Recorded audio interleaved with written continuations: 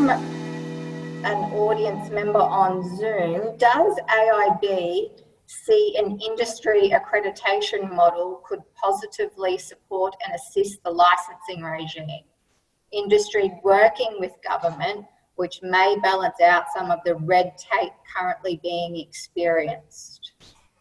Okay, well, that's an interesting one, that, because I'm not like lawyers. I haven't got the relevant act verbatim. But I think in the Act, it does mention two organisations which are approved.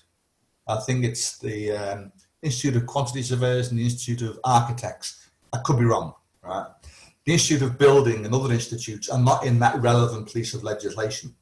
And we spoke to the QBCC about that. And the QBC said, well, we don't make the legislation, we just police it. Go and talk to Public Works and Housing.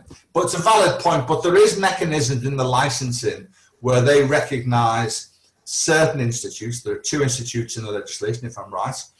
But when I've spoke to them, they said, they gave me an example of, I'm not going to name the university, but it's one we do not accredit. And someone had applied for a licence and they had a degree from this particular university. And they have a couple of people in the QBCC who do assessments of people's applications.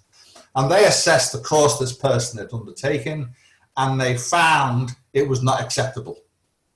Now, it's quite telling that we don't accredit that course, and that's one of the reasons we don't accredit that course. One of the problems, of course, with building courses is that in the good old days, you did a diploma in building or a degree in building. You didn't do a degree in urban environment management or something similar. Now, government bodies like things simple. And I think the universities have complicated it somewhat with the descriptions of their courses. But going back to the question, I would say there is mechanisms there. The last thing the QBC want to do is employ a dozen people checking that every course someone submits is okay. They want to make sure there are certain courses which they're happy to accept. We're just going through a bit of a thing with QUT now, just to make sure that their course is aligned to what QBCC wants. So I'm working with QUT in accrediting their courses and working in a mentoring role as well, is also providing a link to government.